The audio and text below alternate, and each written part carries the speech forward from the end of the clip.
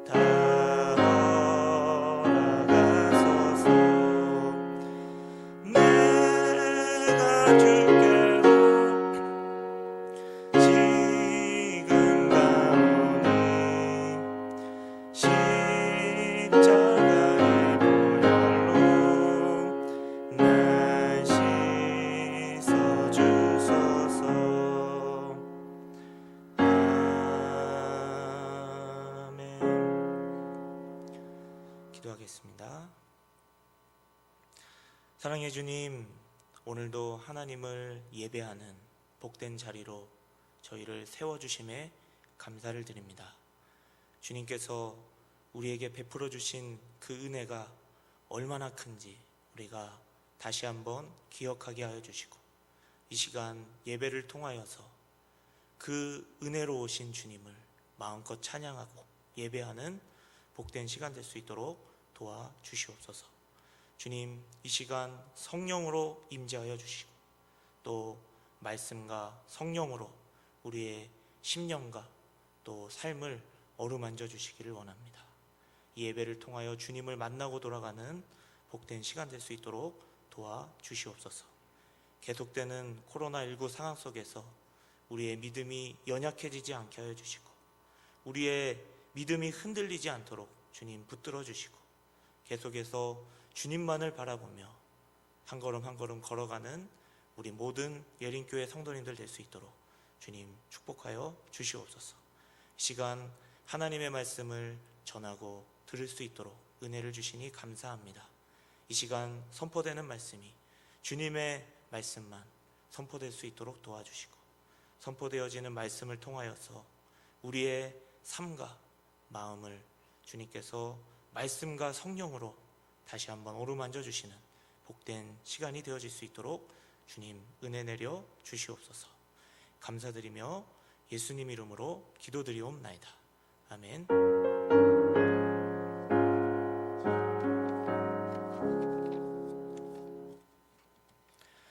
네, 오늘 하나님의 말씀은 요한복음 8장 1절에서 11절 말씀입니다.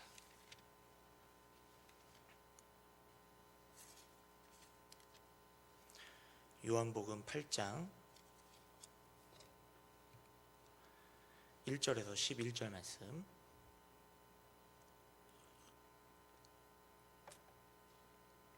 한 절씩 교도가도록 하겠습니다. 예수는 감람산으로 가시니라.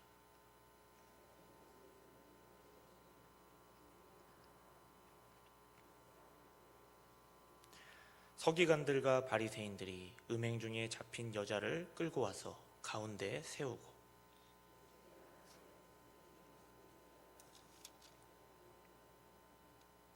모세는 율법에 이러한 여자를 돌로 치라 명하였거니와 선생은 어떻게 말하겠나이까?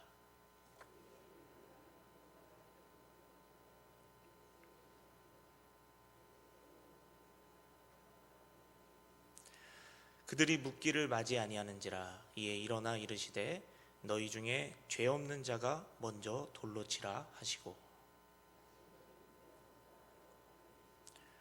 그들이 이 말씀을 듣고 양심의 가책을 느껴 어른으로 시작하여 젊은이까지 하나씩 하나씩 나가고 오직 예수와 그 가운데 섰는 여자만 남았더라.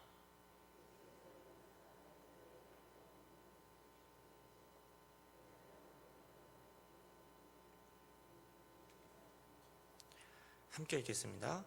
대답하되 주여 없나이다. 예수께서 이르시되 나도 너를 정죄하지 아니하노니 가서 다시는 죄를 범하지 말라 하시니라. 아멘. 네, 토끼나 멧돼지 같은 짐승을 잡기 위해서 우리가 올무를 설치한 것을 본 적이 있으실 겁니다. 보통 이 설치되는 올무를 보면요, 어떻게 저렇게 교묘하고 간교하게 잘 설치했을까, 이렇게 감탄이 나올 정도로 기발한 올무를 우리가 많이 볼 수 있습니다.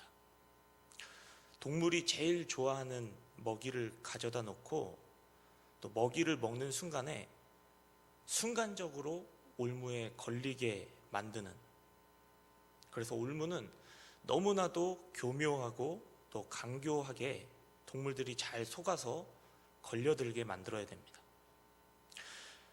올무는 이렇게 교묘하고 간교할수록 좋다고 할 수가 있습니다.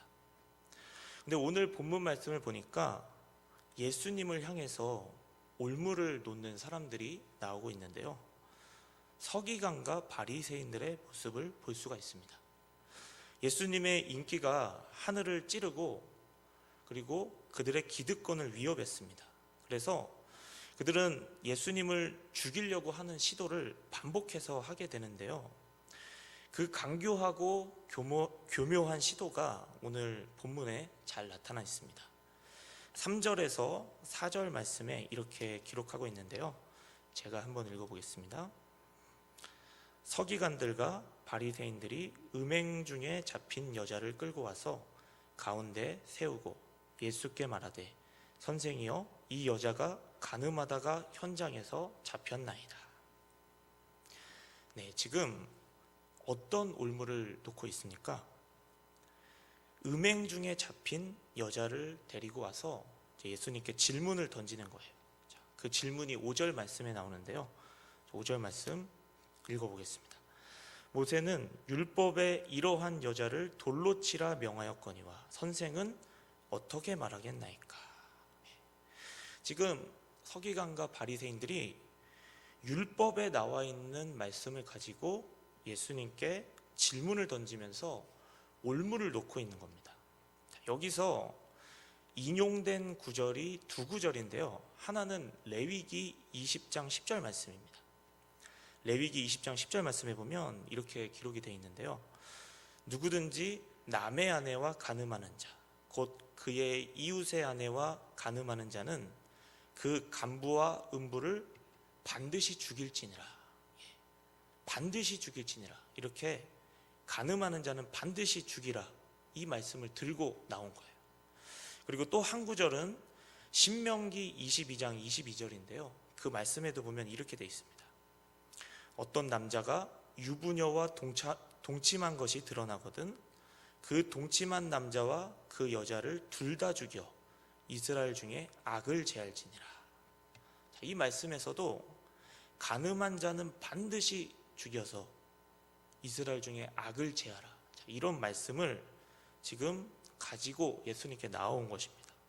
그래서 예수님께서는 어떻게 하시겠느냐, 지금 올무를 놓은 거예요. 이들이 이런 질문을 한 것은요, 궁금해서 한 질문이 아니었습니다. 예수님을 죽이고 공경에 빠뜨리기 위해서 던진 질문이었어요. 그래서 오늘 6절 말씀은 이 부분을 어떻게 표현하고 있냐면 6절 말씀에 이렇게 되어 있습니다. 그들이 이렇게 말함은 고발할 조건을 얻고자 하여 예수를 시험함이로라. 그러니까 예수님을 고발할 조건을 얻기 위해서 이 질문을 던졌다는 거예요. 이들의 의도는 굉장히 악했다는 거죠. 예수님을 이도저도 못하게 진퇴양난에 빠지는 그런 빠뜨리는 질문을 던진 것입니다. 실제로 예수님은 어떤 대답을 하든지 간에 이 올무에 걸리게 될 상황이었습니다. 왜냐하면 만약에 예수님이 율법대로 돌로 쳐라 이렇게 얘기를 하면 어떤 상황이 펼쳐지냐면 로마의 법을 어기게 되는 상황이 연출이 됩니다. 왜냐하면 그 당시 사용할 수 있는 권한은요, 로마가 유대인들에게 주지 않았습니다. 로마 총독만 사용을 할 수가 있었어요. 그리고 로마법에 따르면 간음은 사형이 아니었습니다. 그런데 예수님이 돌로 쳐라 이렇게 되면 로마의 법을 어기게 되는 상황이 연출이 되는 거예요. 뿐만 아니라 예수님이 돌로 치라고 하면은 그동안 가지고 있던 예수님의 대중적인 인기가 다 잃어버리게 됩니다. 예수님은 그동안 죄인의 친구로 알려져 있었습니다. 사랑하라고, 자비를 베풀라고, 용서하라고 항상 말씀하고 다녔는데 그동안 이 말씀의 위로를 받고 기대를 가지고 있던 사람들이 아마 다 실망해서 떠나게 될 거예요. 자, 반대로 만약에 예수님께서 율법대로 하지 말고 살려줘라 이렇게 말씀하면 어떤 문제가 생기냐면 모세의 율법을 어기게 되는 굉장히 곤란한 상황이 연출이 됩니다.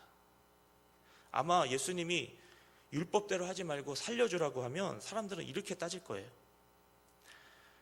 예수님, 율법에는 분명히 이런 여자는 돌로 치라고 했는데 당신이 도대체 누구이길래 치지 말라고 합니까? 당신이 하나님보다 높습니까? 자, 이런 반응과 함께 예수님을 끌고 가서 법대로 처리하려고 할 겁니다. 그러니까 지금 이 서기관과 바리새인들의 질문은 올무와 같은 질문이었어요. 율법을 전문으로 가르치고 해설하는 이 서기관, 또 사람들에게 존경을 받는 바리새인들은 굉장히 악하고 치밀했습니다. 특별히 이들이 정말 악하고 치밀했던 게 뭐냐면 이런 교묘한 올무와 같은 질문을 던지기 위해서 오늘 이 음행하는 여인을 미끼로 사용했을 가능성이 크다는 것입니다. 자, 왜 그러냐면 오늘 본문을 보면 음행한 여자를 현장에서 잡았다고 이렇게 이야기를 합니다. 그런데 실제로 이 음행을 하는 사람을 현장에서 잡는 것이 쉽지가 않습니다. 뿐만 아니라 여기에 보시면 남자와 여자가 같이 간음을 했는데 잡혀온 사람은 이 여인밖에 없는 것을 볼 수가 있어요. 자, 이 여인은 지금 죄를 지었다는 면에서는 잘한 것은 없습니다. 하지만 악한 목적을 위해서 지금 미끼로 이용되고 있다는 것을 우리가 알 수가 있습니다. 옷도 제대로 입지 못한 채 끌려오게 된 이 여자의 심정이 어땠을까요?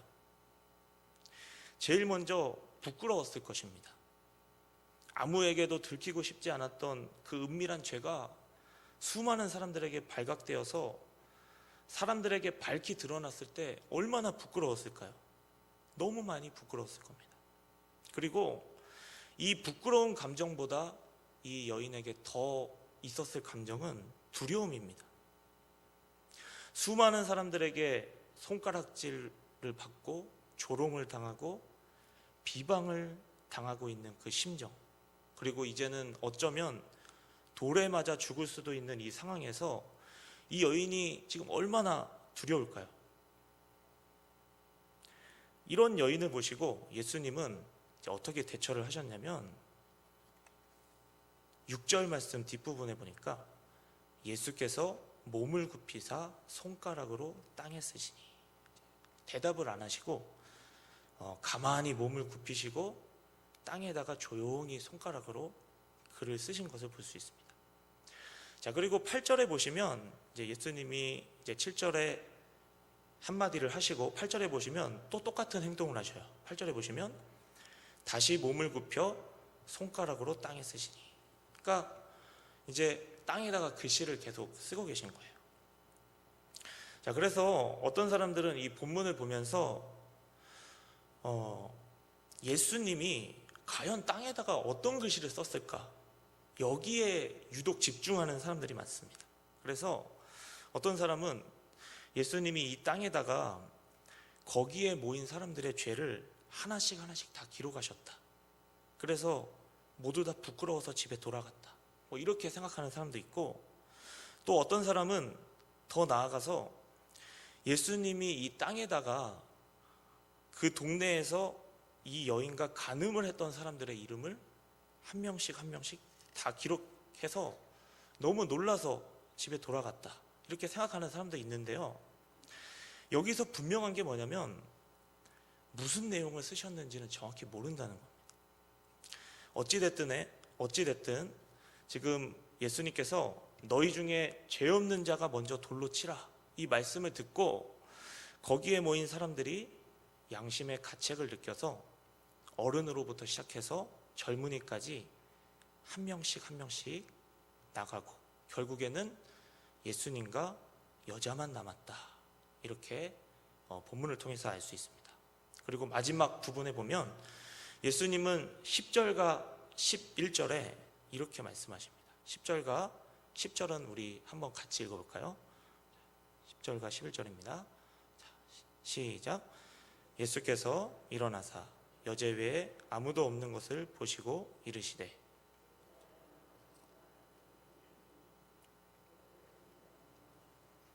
대답하되 주여 없나이다. 예수께서 이르시되 너를 정죄하지 아니하노니 가서 다시는 죄를 범하지 말라 하시니라. 예수님이 홀로 남아있는 여인에게 뭐라고 하셨냐면 나도 너를 정죄하지 않는다.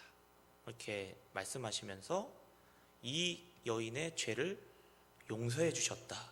이런 이야기가 오늘 본문의 말씀입니다. 오늘 이 본문 말씀을 보면서 우리에게 어떻게 적용을 할 수 있을까? 우리가 한번 묵상하고 생각해 봤으면 좋겠습니다. 제일 먼저는요, 우리는 예수님의 용서에 대해서 한번 생각해 볼 수 있습니다. 오늘 본문을 보면서 우리가 이런 질문을 한번 던져볼 수 있어요. 아니, 오늘 이 여인의 죄를 예수님이 용서해 주셨는데 그러면 그 여자가 지은 죄는 누가 지불을 해야 될까? 지금 예수님이 이 여인의 죄를 용서해 주셨는데 그렇게 되면 사랑의 예수님은 되지만 공의의 예수님은 깨지는 것이 아닐까? 이런 질문을 던져볼 수가 있습니다. 우리가 이 질문에 대한 답을 생각해 볼 때 예수님이 이 여인을 용서하신 것은 아무 대가가 없는 것이 아님을 우리는 알아야 됩니다. 예수님은 대가를 치르셨어요. 어떤 대가를 치르셨을까요? 나중에 예수님을 보면 서기관과 바리새인들에게 고소를 당하시고 법정에 서십니다. 그리고 제자들에게 배신도 당하셔요. 뿐만 아니라 오늘 본문에 나오는 이 여인처럼 사람들이 보는 가운데 매를 맞고 옷이 벗겨지십니다. 그리고 결국 십자가를 지셔요. 예수님은 입으로만 용서하신 것이 아니라 대가를 치르신 것이에요. 십자가형은 너무나 잔인한 형벌 방법입니다. 그런데 그 중에 하나가 뭐냐면 옷이 벗겨지는 거예요. 옷이 벗겨지는 것은 정말 감당치 못할 일 중에 하나입니다. 그런데 예수님께서 우리 죄의 대가를 치르기 위해서 사람들이 다 보는 앞에서 다 벗겨지시고 피와 땀을 흘리셨다는 거예요. 예수님은 오늘 본문 말씀에 나오는 이 여인과 동일한 입장에 들어가셔서 십자가의 대가를 치르셨습니다. 나중에 이 여인이 십자가에 달리신 이 예수님을 바라봤을 때 어떤 생각을 했을까요? 사랑하는 성도 여러분, 오늘 이 여인과 같이 죄 많은 우리를 위해서도 예수님께서는 한 명 한 명 그 대가를 다 치르셨습니다. 주님이 우리를 용서해 주신 것은 결코 값싼 용서가 아닙니다. 당신의 피와 몸을 주신 값비싼 용서입니다. 이것이 예수님의 용서입니다. 오늘 예수님의 용서를 다시 한번 기억하는 은혜가 있었으면 좋겠습니다. 자, 다음으로 우리가 생각해 볼 수 있는 것은 주님이 쓰신 글씨예요. 우리는 예수님께서 땅에 쓰신 내용이 무엇인지는 알 수 없습니다. 그런데 우리가 한 가지 분명히 알 수 있는 것이 있습니다. 그게 뭐냐면 요한복음 전체와 또 성경을 통해서 예수님이 손에 못이 박히고 또 피를 흘리면서 성경에 기록해 주신 그 글씨입니다. 그 메시지를 요약하면 다음과 같습니다. 내가 너를 위해 내 피를 대가로 지불한다. 내가 너를 위해 내 피를 대가로 지불한다. 성경에서 내가 너의 죄의 대가를 지불했다는 것은 요한복음과 성경을 통해서 분명히 쓰신 것이에요. 주님은 우리를 너무나 사랑하셔서 하늘 영광을 다 버리고 이 땅에 오셔서 십자가 위에서 우리의 죄의 대가를 다 지불해 주셨습니다. 우리 베드로전서 1장 18절에서 19절 말씀을 한번 같이 읽어봤으면 좋겠습니다. 베드로전서 1장 18절에서 19절입니다.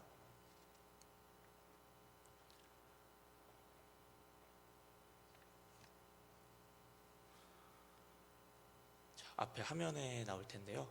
베드로전서 1장 18절에서 19절.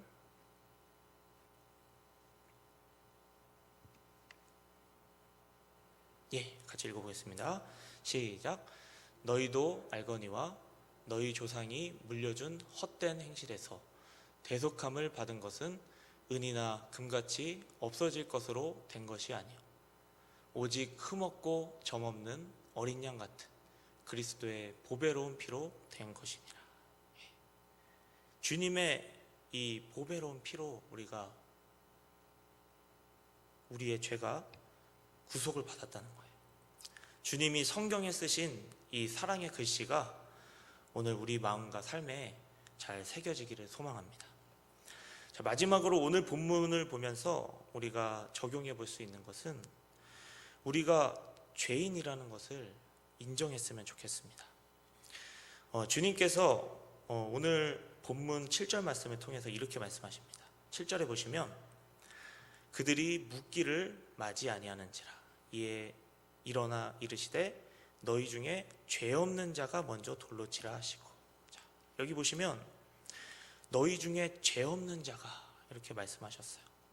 그래서 이제 이 말씀을 듣기 전에는 그곳에 모인 많은 사람들이 누군가를 심판하기 위해서 심판자의 입장에서 그곳에 서 있었습니다. 그런데 지금 주님의 이 말씀을 듣고 나서 이제 뭐가 바뀌었냐면, 이제는 누군가를 심판할 자격이 있는 자들이기보다 심판을 받아야 할 자들임을 이 말씀을 통해서 아마 깊이 생각했을 것입니다. 예수님은 이 말씀을 통해서 돌 던질 자격이 있는 사람은 죄가 없는 사람임을 말씀하고 계셔요. 그래서 이런 질문을 우리에게 한번 던져봤으면 좋겠습니다. 나는 과연 돌 던질 자격이 있는 사람인가?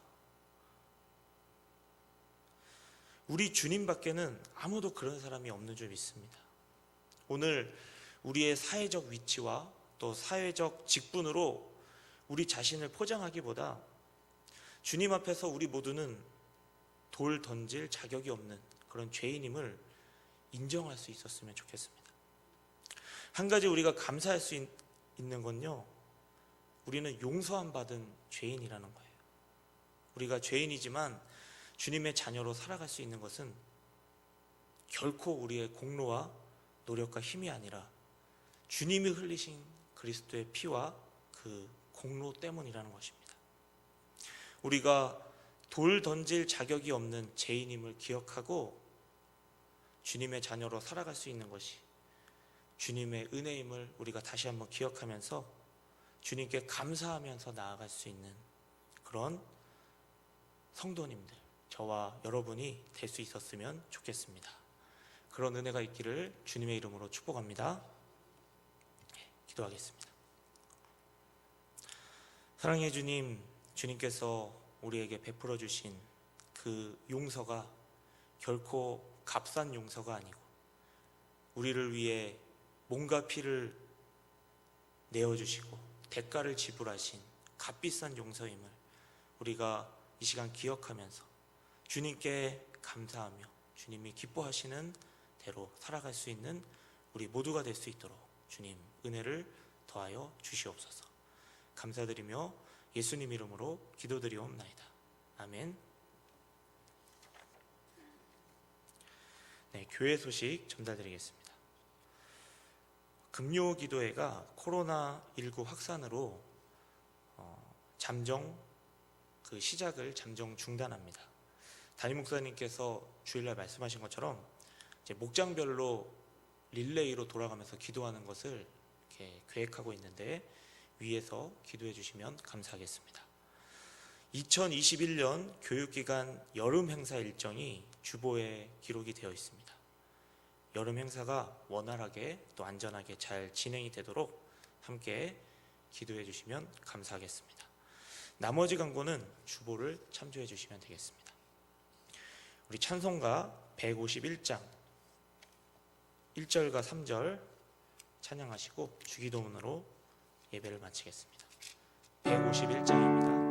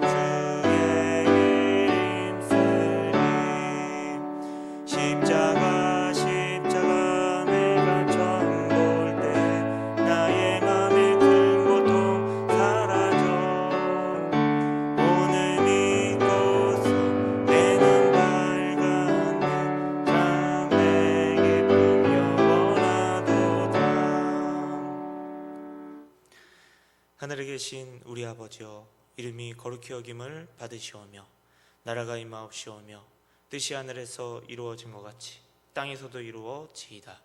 오늘날 우리에게 일용할 양식을 주옵시고 우리가 우리에게 죄 지은 자를 사하여 준 것 같이 우리의 죄를 사하여 주옵시고 우리를 시험에 들게 하지 마옵시고 다만 악에서 구하옵소서. 대개 나라와 건세와 영광이 아버지께 영원히 있사옵나이다. 아멘.